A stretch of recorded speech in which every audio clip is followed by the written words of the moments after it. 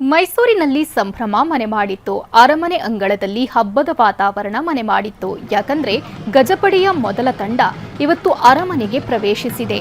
ಅಶೋಕಪುರಂನ ಅರಣ್ಯ ಭವನದಿಂದ 9 ಆನೆಗಳ ಮೊದಲ ತಂಡ ಮೈಸೂರಿನ ರಸ್ತೆಗಳಲ್ಲಿ ನಾದಸ್ವರದೊಂದಿಗೆ ಹೆಜ್ಜೆ ಹಾಕಿದ್ವು.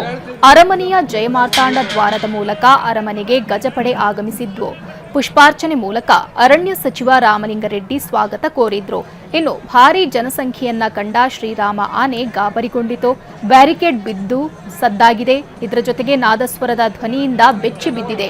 ಮಾವುತರು ಹಾಗೂ ಕಾವಾಡಿಗರ ಸಮಯ ಪ್ರಜ್ಞೆಯಿಂದ ಶ್ರೀರಾಮ ಆನೆ ಕೆಲವೇ ಕ್ಷಣಗಳಲ್ಲಿ ಹತೋಟಿಗೆ ಬಂತು.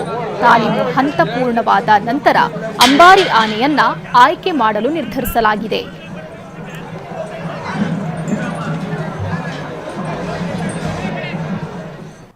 ಮೈಸೂರಿನಲ್ಲಿ ಸಂಭ್ರಮ ಮನೆ ಮಾಡಿತ್ತು.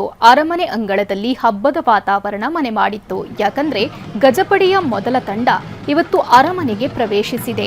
ಅಶೋಕಪುರಂನ ಅರಣ್ಯ ಭವನದಿಂದ 9 ಆನೆಗಳ ಮೊದಲ ತಂಡ ಮೈಸೂರಿನ ರಸ್ತೆಗಳಲ್ಲಿ ನಾದಸ್ವರದೊಂದಿಗೆ ಹೆಜ್ಜೆ ಹಾಕಿದ್ವು. ಅರಮನೆಯ ಜಯಮಾರ್ತಾಂಡ ದ್ವಾರದ ಮೂಲಕ ಅರಮನೆಗೆ ಗಜಪಡೆ ಆಗಮಿಸಿದ್ವು. ಪುಷ್ಪಾರ್ಚನೆ ಮೂಲಕ ಅರಣ್ಯ ಸಚಿವ ರಾಮಲಿಂಗಾರೆಡ್ಡಿ ಸ್ವಾಗತ ಕೋರಿದ್ರು. ಇನ್ನು ಭಾರೀ ಜನಸಂಖ್ಯೆಯನ್ನ ಕಂಡ ಶ್ರೀರಾಮ ಆನೆ ಗಾಬರಿಗೊಂಡಿತು. ಬ್ಯಾರಿಕೇಡ್ ಬಿದ್ದು ಸದ್ದಾಗಿದೆ. ಇದರ ಜೊತೆಗೆ ನಾದಸ್ವರದ ಧ್ವನಿಯಿಂದ ಬೆಚ್ಚಿ ಬಿದ್ದಿದೆ. ಮಾವುತರು ಹಾಗೂ ಕಾವಾಡಿಗರ ಸಮಯ ಪ್ರಜ್ಞೆಯಿಂದ ಶ್ರೀರಾಮ ಆನೆ ಕೆಲವೇ ಕ್ಷಣಗಳಲ್ಲಿ ಹತೋಟಿಗೆ ಬಂತು. ತಾಲೀಮು ಹಂತ ಪೂರ್ಣವಾದ ನಂತರ ಅಂಬಾರಿ ಆನೆಯನ್ನ ಆಯ್ಕೆ ಮಾಡಲು ನಿರ್ಧರಿಸಲಾಗಿದೆ.